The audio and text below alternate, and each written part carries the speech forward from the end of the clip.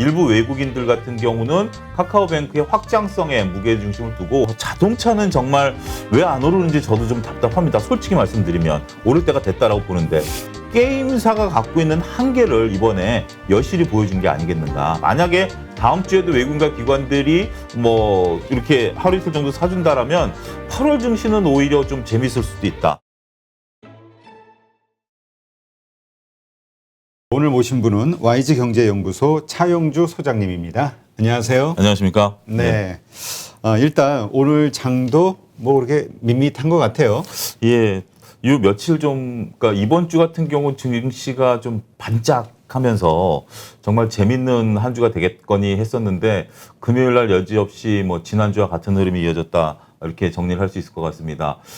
이번 주를 잠깐 좀 정리하면 뭐 다 아시다시피 삼성전자를 외국인과 기관이 사기 시작하면서 종목들이 오르기 시작했는데 일부 종목들이 최근에 그런 모습들이 잘 안 보이는데 5, 6%씩 올라가는 종목들이 몇몇 종목들이 나오기 시작했어요. 그렇죠. 그러면서 정말 이번 주는 좀 뜨거웠다. 그래서 8월 달 증시는 좀 괜찮지 않겠는가 내심 기대를 했었는데 오늘 장 같은 경우에는 뭐 다시 좀 지지부진하고 오직 카카오뱅크만이 정말 모든 투자자분들이 카카오뱅크만 쳐다본 그런 하루가 되지 않았는가 그렇게 좀 정리할 수 있을 것 같습니다. 네.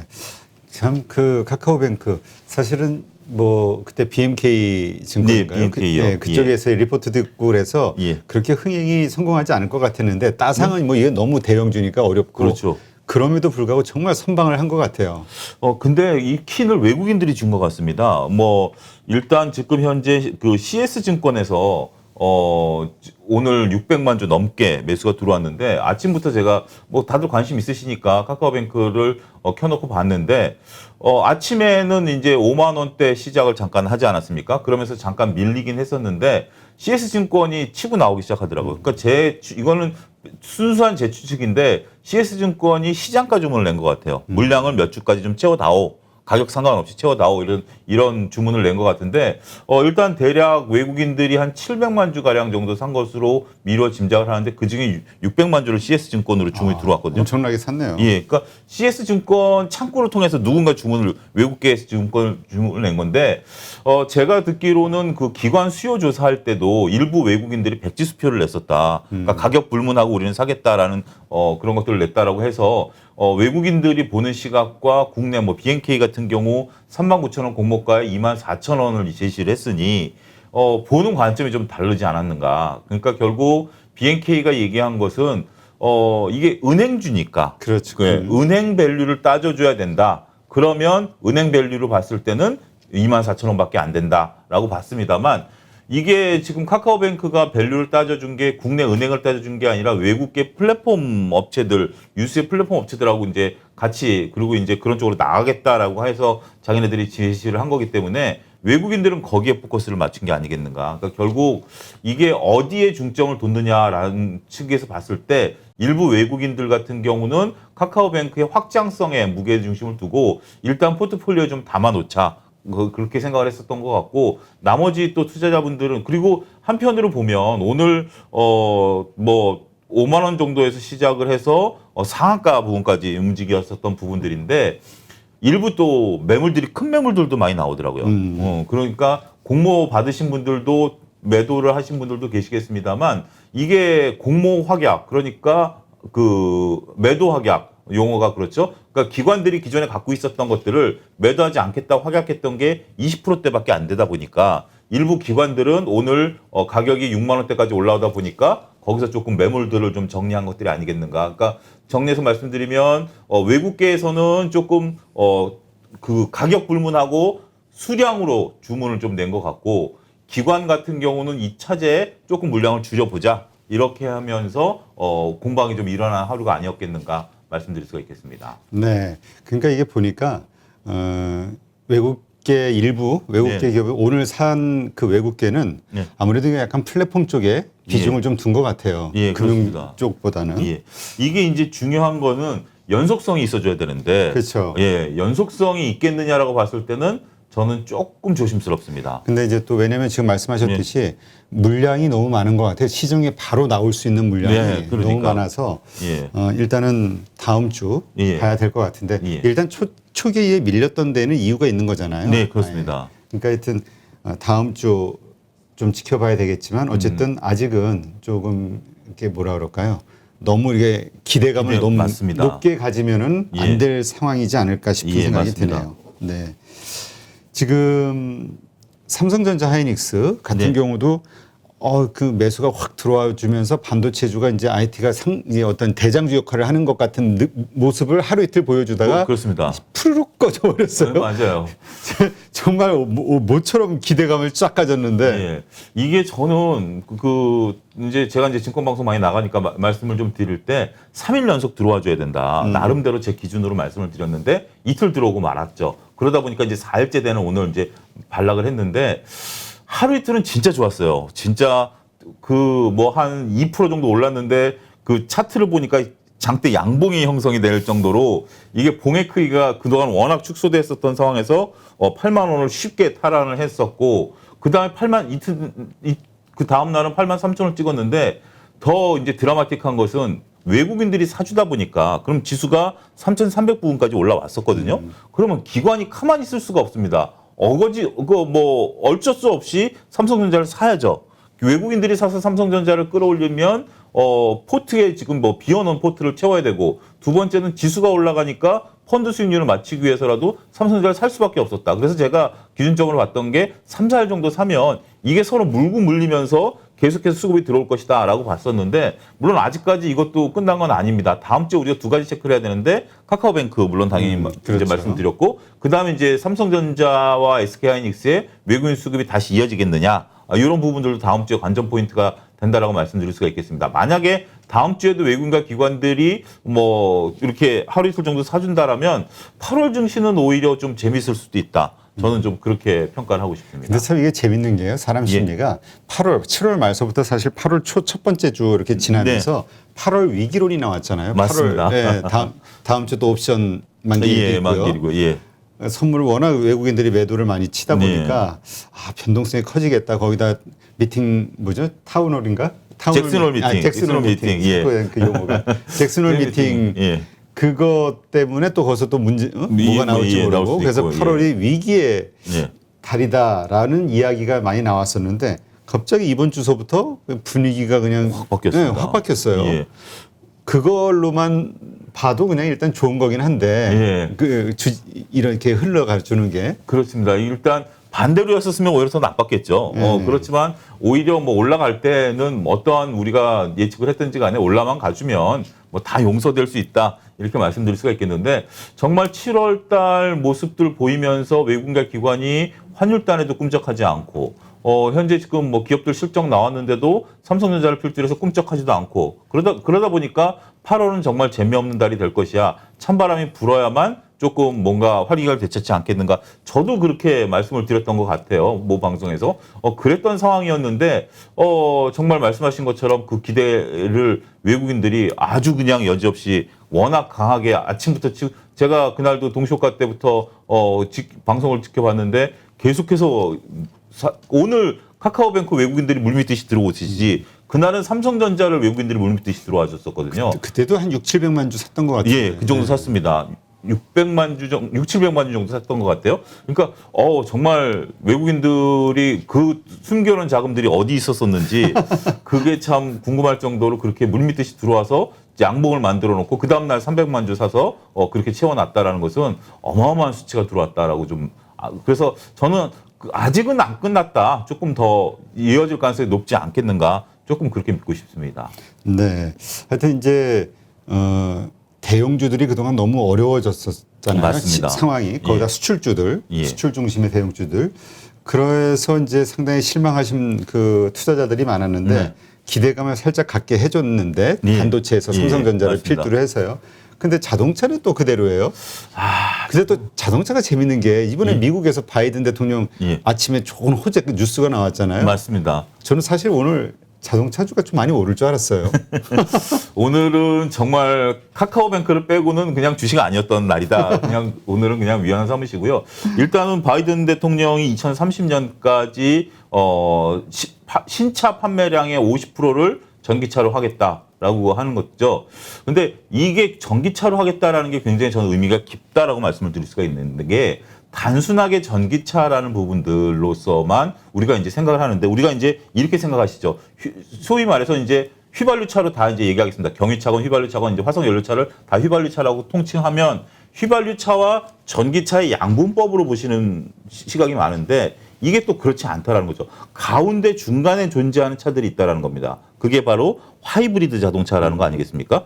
그래서 일본 같은 경우는 전기차 생산에 집중하기보다는 하이브리드에 집중을 하고 있습니다. 닛산이라든지 도요타 같은 경우 왜냐하면 이쪽에서 이쪽 양극단으로 오기에는 너무 이게 갭이 크기 때문에 둘 다 사용할 수 있는 하이브리드를 사용하면 키로수는 거의 전기차에 육박할 수 있고 그러니까 우리가 뭐 전기차가 아직까지 상용화 덜 되는 게 인프라 아니겠습니까? 그렇죠. 근데 하이브리드는 인프라가 없어도 가능하기 때문에 그런 부분들이었는데 그럼에도 불구하고 양극단으로 50%를 옮겨가겠다라는 것은 이건 어마어마한 수치다.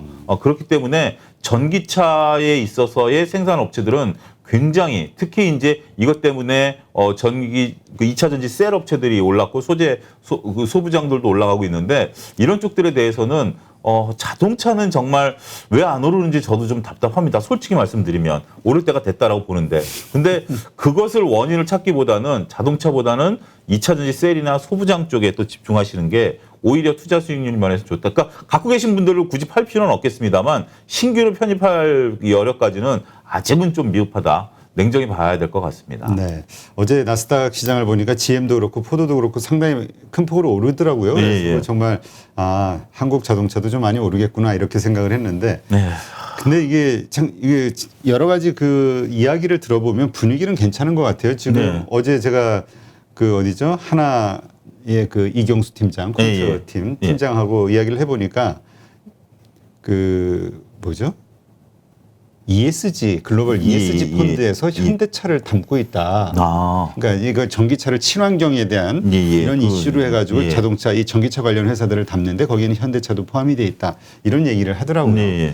그러니까 분위기는 장기적으로는 괜찮은 것 같은데 그렇죠? 2차 전지하고. 그러니까 이제 삼성전자도 뭐 한 8, 9개월 기다리셨는데 현대차를 못 기다리십사라고 말씀드리기는 어렵겠습니다만 그래도 자동차 판매량이 이제 중요하고 저는 이제 자동차가 못 오르는 이유 중에 일부 뭐 분석가 분들께서는 뭐 반도체의 부족으로 인한 차량의 인도의 불일치 이런 부분들 말씀하시는 분들 계신데 저는 그게 중요한 이유가 된다라고 보여지는 않습니다. 왜냐하면 자동차라는 재화라는 게 만약에 지금 내가 고급 차종 같은 경우는 인도가 늦어져요. 왜냐하면 반도체가 부족해서 오히려 옵션이 적은 것들이 빠르답니다. 제가 업계에 계신 분을 얘기 들어보니까 그렇다고 해서 우리가 고급 옵션을 포기하고 저옵션 차량을 빨리 인수받고 싶은 소비자가 있으실까요?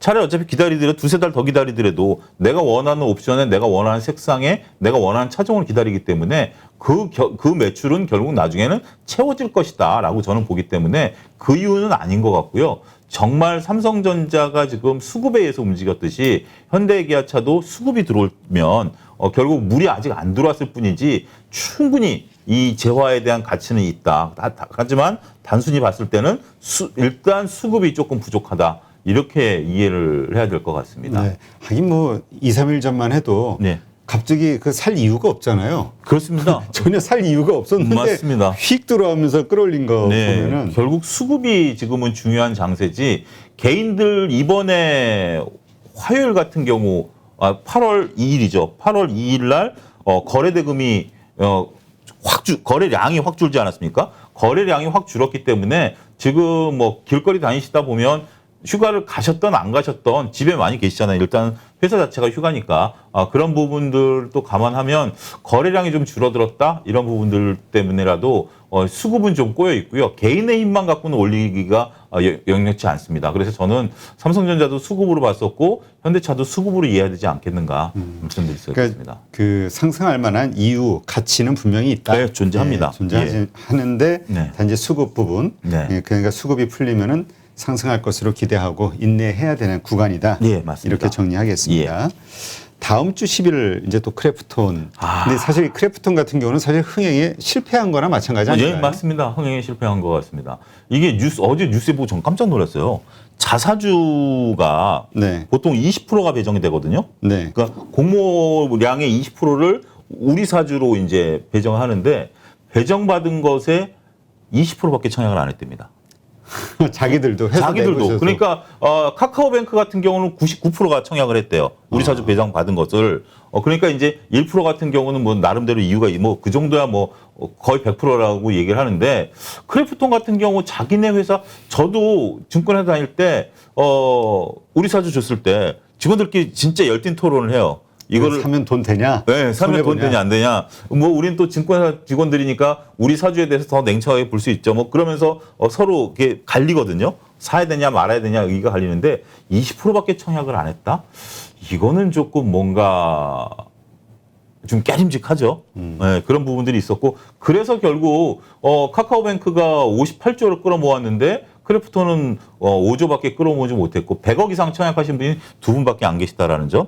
그런 점들 감안하면 이번 흥행은 조금 조심스러울 수도 있다. 그러니까 그렇게 보시는 것 같아요. 은행이야 만약에 은행의 평가를 받아야 되느냐 플랫폼의 평가를 받아야 되느냐, 이게 성장성이 무궁무진하다 이렇게 볼 수 있습니다만, 게임 업체는 지금과 같은 훌륭한 대작을 다음에도 만들어낼 가능성이 있겠느냐라고 봤을 때는 조금 조심스럽다. 그러다 보니까 오히려 빅히트처럼 BTS를 활용한 다양한 사업 영역들이 있습니다만 게임사가 갖고 있는 한계를 이번에 여실히 보여준 게 아니겠는가, 저는 그렇게 말씀드리고 싶습니다. 네, 참 이거 그날 그 원티드 랩이라고 아주 소형 그 공모가 있었대요. 근데 다들 몰라. 저 증권사 그 공모 담당자도 이 크래프톤에만 신경 쓰느라 이걸 몰랐대요. 근데 나중에 결과를 보니까 크래프톤이 5조가 들어왔는데 원티드 랩 이거 정말 조그만 그 공모주인데 여기 돈이 더 많이 몰렸다고. 아, 그러니까 이게 그러니까 지금 여러분들 공모는 계속 일어나고 있거든요. 지금 뭐 일주일에 하나 꼴 정도로 공모는 계속 나오고 있는데, 근데 이거는 한번 우리가 좀 짚고 넘어가야 될 것 같습니다. 크래프톤이 지금 뭐 이번에 카카오뱅크도 따상이는 아니지만 실질적으로 더블까지는 왔으니까 크래프톤이 또 어떻게 상장될지는 모르는 일이에요. 우리가 이미 어차피 공모는 끝났으니까 이제 10일 날 뚜껑을 열어봐야 되는데, 현재 금감원의 행태들을 좀 보면 카카오페이도 거의 반려하다시피 하지 않았습니까? 그래서 카카오페이 같은 경우 2분기 실적 기준으로 했을 때 135일 룰이라는 게 있습니다, 여러분. 요걸 잘 아셔야 되는데, 이게 뭐냐면 분기 실적이 확정되고 나서 135일 내에 상장을 해야 되거든요. 그래서 카카오뱅크나 카카오페이는 1분기 실적 갖고 신고서를 제출했는데, 그러니까 카카오도 그런 걸 노렸겠죠. 어차피 둘 다 반려를 받으면 뱅크는 빨리 하고 페이는 나중에 해도 된다. 그렇지. 분리작전으로 간 것 같습니다. 그래서 뱅크는 빨리 수정을 했고 페이는 늦게 수정을 했어요. 그러다 보니까 이 한계를 넘어서 버렸고, 그러다 보니까 이제 2분기 실적 가지고 하게 되면 빨라야 이제 10월이고 이제 12월로 넘어가는 건데, 금감원이 이런 칼을 빼드는 건 처음이고 회사도 처음입니다. 이게 무슨 얘기인고 하니, 우리나라는 이게 상대평가입니다. 그러니까 뭐 차영주가 이 증권 방송을 하고 있으니까 차영주의 가치가 얼마냐, 제가 이제 차영주인데 제 가치가 얼마냐라고 이제 따져주면 이게 좀 다르겠죠. 근데 차영주 너는 증권 방송하니까 네 가치를 누구랑 따질래? 제가 갑자기 연불리랑 따져버리겠다는 겁니다. 이해가 되시죠? 제가 연불리급도 아닌데, 나도 똑같이 방송하는데 연불리처럼 대우를 해줘라고 하니까. 저 돌 날라와요. 돌 날라오나요? 이제 좀 죄송합니다. 예. 뭐, 개인적으로는 친하니까요. 뭐, 그렇게 농담을 한 건데. 어쨌든, 그렇게 지금 평가를 받고 있는다라는 거죠. 같이 방송한다는 이유만으로, 이런 평가들을 받다 보니까. 그러니까 비교 대상이 좀 틀리다. 다르다는 거죠. 다르다. 네. 그 비교 대상을 또 최고치로, 회사 입장에서는 최고로 높은 가치를 받고 싶은 거 아니겠습니까? 그러다 보니까 이례 없이 금감원이 손을 내민 거예요. 야, 이거 너무 심하지 않느냐? 그러다 보니까 카카오뱅크도 가격을 살짝 낮췄고, 크래프톤도 낮췄고, 카카오페이도 낮췄고, 이런 상태이기 때문에 이게 과연 올바른 가치를 받을 수 있겠느냐라는 부분들을 봤을 때는 우리가 무조건, 저는 증권에 이 업계에 들어온 지 30년 가까이 됩니다만 따상이라는 단어를 들은 거는 올해 처음이거든요. 그 아주 쉽게 따상 올까? 뭐 이런 얘기를 쉽게 얘기해요. 예. 따상이라는 단어가 이렇게 신조 오지 않습니까? 2020년에도 존재하지 않았었던 단어인데 2021년에 갑자기 불쑥 누군가 만들어낸 따상이라는 그런 단어가 나오기 시작했는데, 그런 거 보면 좀 그러니까 제가 이렇게 길게 장하게 설명을 드렸던 것은, 지금은 과열 수준에 있는 것은 맞다, 냉정히. 우리가 증시가 과열이냐 아니냐를 따지는 지표들이 교과서에 나온 지표들을 보면 그 중에 하나는 공모가 늘어난다. 이것도 하나의 지표가 된다라고 말씀드릴 수가 있겠습니다. 네. 그러니까 하여튼 공모주들 예전처럼 막 뭔가 일시적으로 잠깐 큰 돈을 좀 벌어보자라는 생각으로 좀 추격 매수하시는 분들은 좀 조심하셔야 되는 구간이다. 네, 맞습니다. 네, 이렇게 이해를 하겠습니다. 이럴 때일수록 좀 리스크 관리하는 게 필요하겠죠. 맞습니다. 네. 예.